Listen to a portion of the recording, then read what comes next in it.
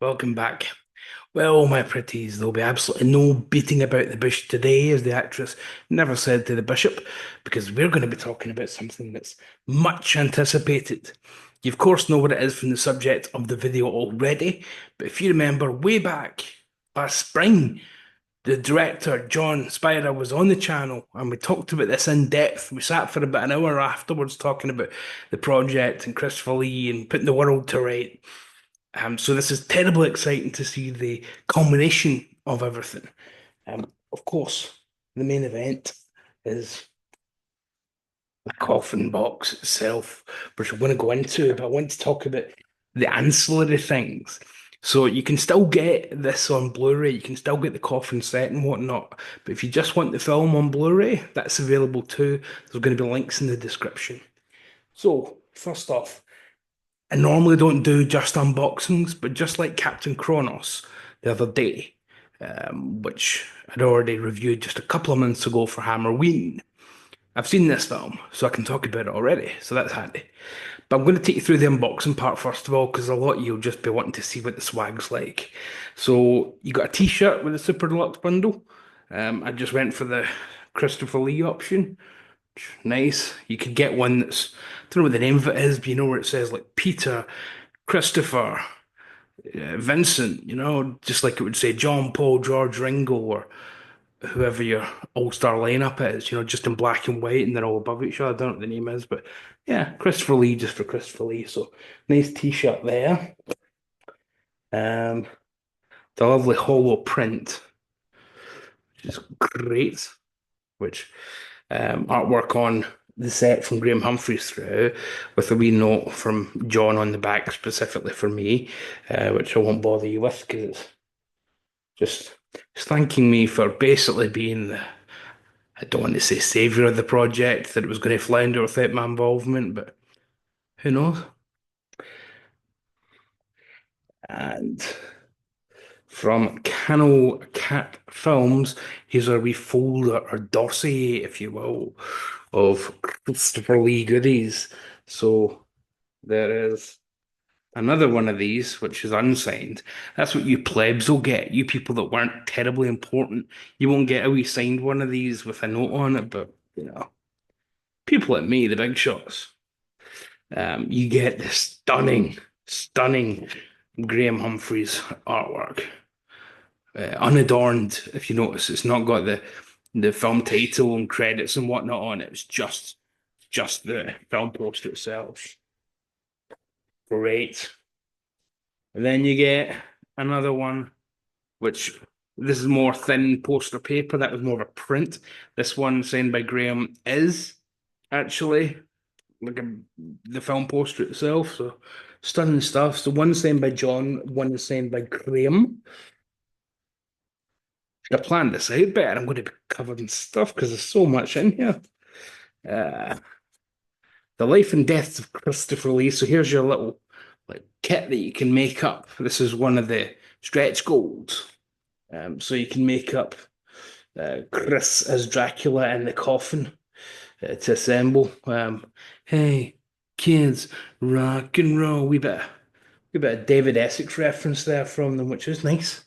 We like David Essex, one of the few stars of the 70s. You can actually say he was all right. You don't need to add any caveats about apart from the kind of glitter stuff. The sticker sheet, the much lauded sticker sheet, the glow in the dark stickers with some wonderful stuff. I mean, there's 70s Chris Lee, there's Wicker Man Chris Lee, there's the eyes, there's the Batman logo, there's the film's logo itself, there's heavy metal Chris Lee with a flying V. Look at that for badass. That's super cool. And this is heavy duty as well. It's not some cheap flimsy stickers you'd get in the Beano. Um, and then rounding off the dossier part, we get some art cards that show, this is how the puppet was designed and um, prelim sketches and whatnot, some ideas, and then a shot from maybe my favorite scene in the movie. In fact, I'll leave that in front of me to remind me to talk about it. Gorgeous stuff. In fact, really wonderful that they've used the Dave McKean's part to give us these stills because I think it's the most stunning part of the film. And we get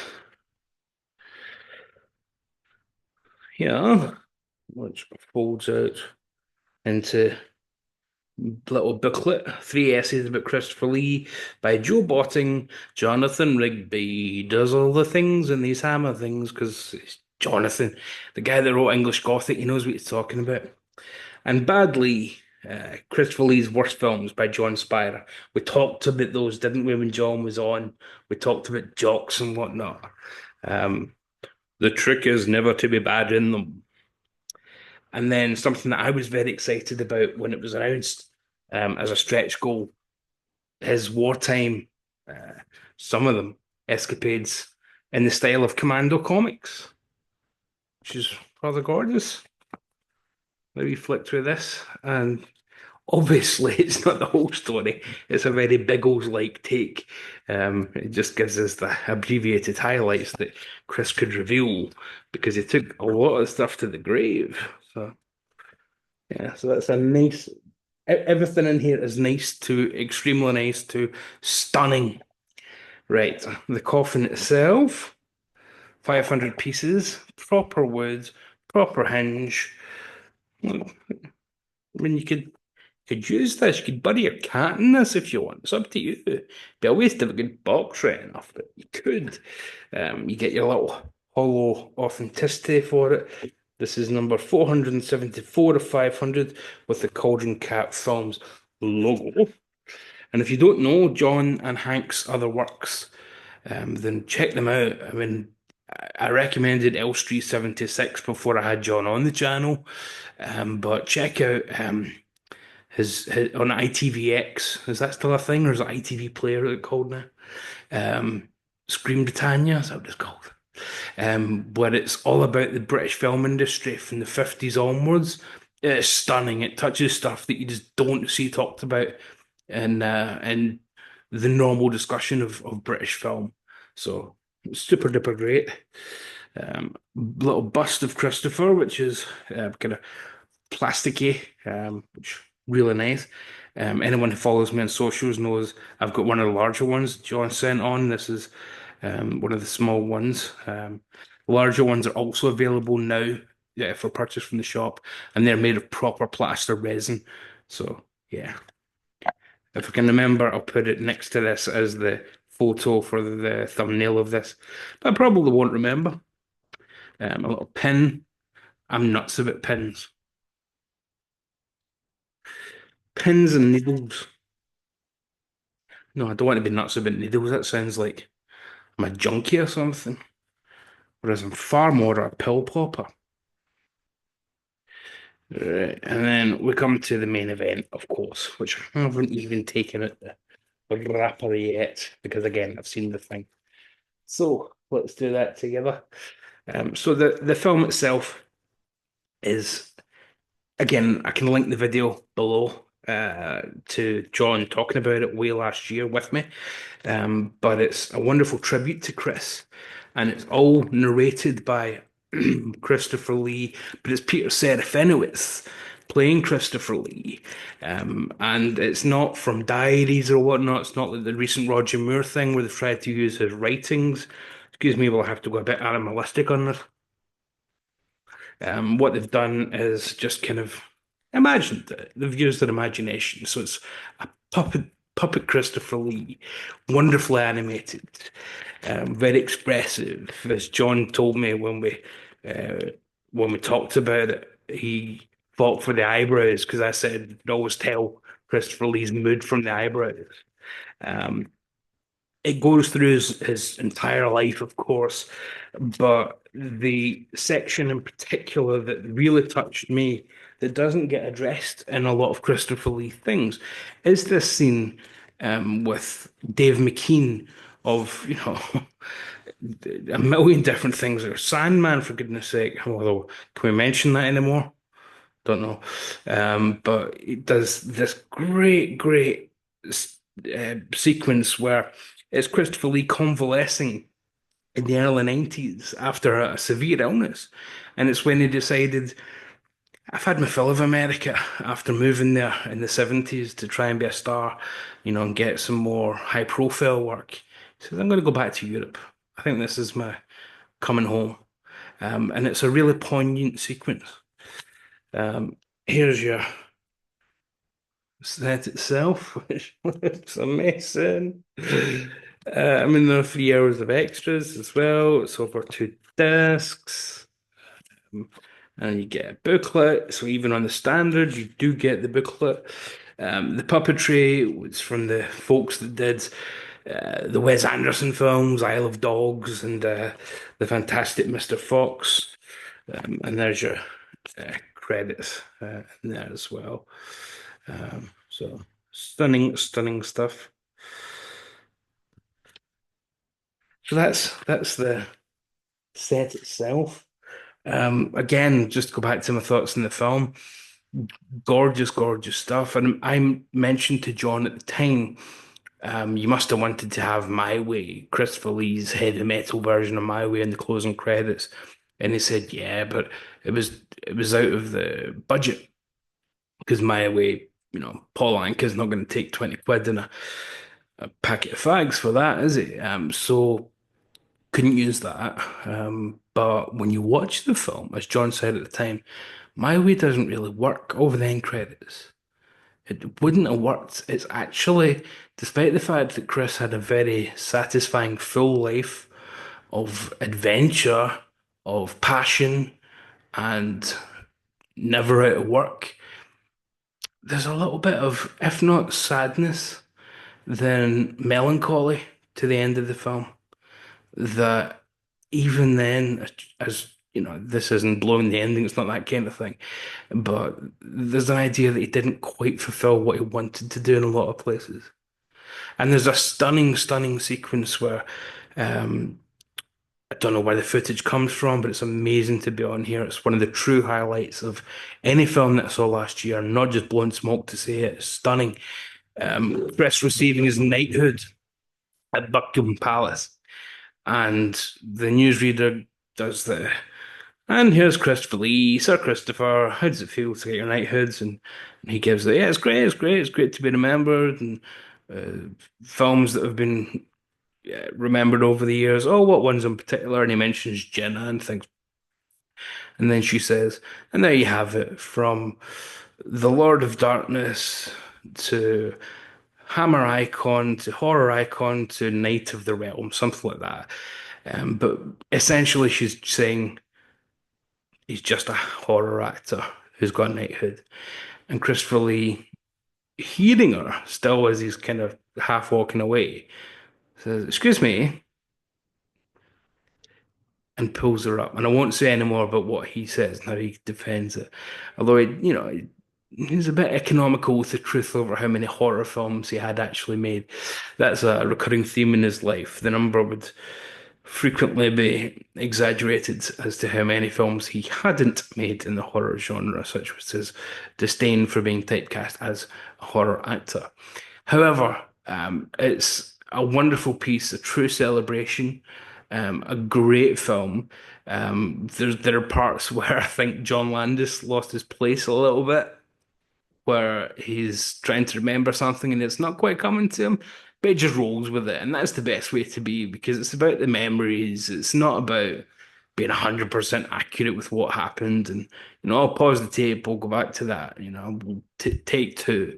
It's more about, no, this is what Chris meant. It's not about remembering the exact days or weeks and what film was that again? I mean, there's a couple of slip ups from Joe Dante or whatever. It doesn't matter.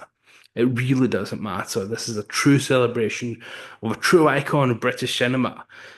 He's not just horror as much as he will always be put in that box.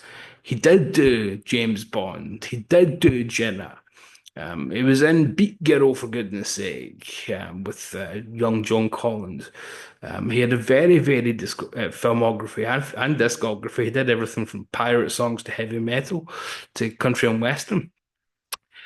So Chris did get to do a lot more than his I don't even want to say detractors, but maybe just people that don't know him as well, would assume. And this film explores that and explores his frustrations with not being allowed out of his comfort zone in the minds of the general public. But then you think back to, in the 80s, I remember seeing him in celebrity golf tournaments and the like, and he would be, just be there's Christopher Lee out there, great actor. It was never just, oh, there's Christopher Lee sinking his fangs into the next round. They treated him as, of course you know him, he's Christopher Lee. So yeah, he lives on. He lives on eternally in our hearts and our minds. Rather wonderfully, there's an extra included on this. I mean, there's 3 hours plus of extras. John told us a couple of them, including an extended story with Peter Jackson and Steven Spielberg. But there's an extra on here that was the Q&A for backers of the project that I was on after the screening of this in, I want to say October time, something like that, September, October. Yeah, it's wonderful. It brings them back to life. Brings them back to life. And what more can you want? To contrast it to a recent project that's been made, and I don't want to put any other filmmakers down to raise John's film up. There was a recent From Roger with Love about Roger Moore, which was using home footage and the likes. And, right from the title itself, Roger Moore wasn't in From Russia with Love, so the From Roger with Love doesn't even work as a pun. And it's all kind of downhill from there. And it's a little bit, this is nice, but there's no story here, there's no narrative. Roger doesn't have a war years section where there's some dark stuff that has to be removed for official secrets acts, and he doesn't have the frustrations as an actor that Christopher had. So there's a more complicated man to be revealed here, and he is here. And what I love is that it celebrates his irascibility, which a lot of times has been construed as grumpiness, and he could be a grumpy old git, but he could also just be a bit playful, and just he's heard it a million times. He doesn't want to be asked just about Dracula again. And from every person who worked with him on set, um, not even just cast, but crew as well, they say he was a total gentleman. He genuinely loved the film industry all over. He was so proud of his work, even with Jess Franco and the like. I take a little bit of pleasure in mocking just because my good buddy Sam loves him, and so does Chris and a few other people. But yeah, I mean, so he was so proud of getting to work with directors from the other side of the world, and that Mario Bava would cast him and whatnot, and so proud that he was in Spielberg's 1941. Didn't care that it was a massive bomb and considered the worst Spielberg film until that point. But he was just so proud that I'm in a Steven Spielberg film. This guy made the biggest film ever in Jaws, and I'm next to the Toshiro Mifune. What am I doing here? I'm finally getting my flowers, to use that awful expression. So yeah, it's again just a celebration. Brings him back to life in puppet form to tell his story from his point of view as much as possible. John said he was very clear in that interview, that the intent was never to speak for Christopher, just to kind of imagine what he might have thought and use anecdotal evidence to back that up, along with the testimony of friends and family. So yeah, John, Hank, you've done a remarkable job with this. A remarkable job. Can't wait to hear about the next project because every actor has to make terrible films from time to time. The trick is never to be terrible in them.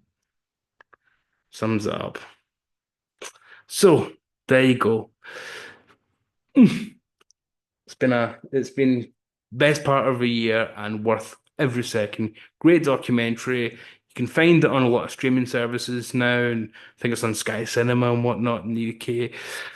Again, I'll have links to the shop below in the comments, so you can pick it up. I'll also put the interview with John in the actual comments section. So the two sections, the description and then the comments, both have links to John's shop and then the interview with John as well. So, ah, well, I'm all hammered out after Captain Kronos, and then this coming within a couple of days of each other. Oh, it's been an absolute privilege. What next? Who knows? I don't know. So there's no point in asking me. Folks, thanks very much for your attention. I'll be back soon, though. As I said, we're going to make videos more regular on the channel. I won't be so lazy this year, I promise. I don't promise. And I'll see you when I see you. But most importantly, pick this up, add it to your collection. It is essential. It's essential. So I'll see you next time.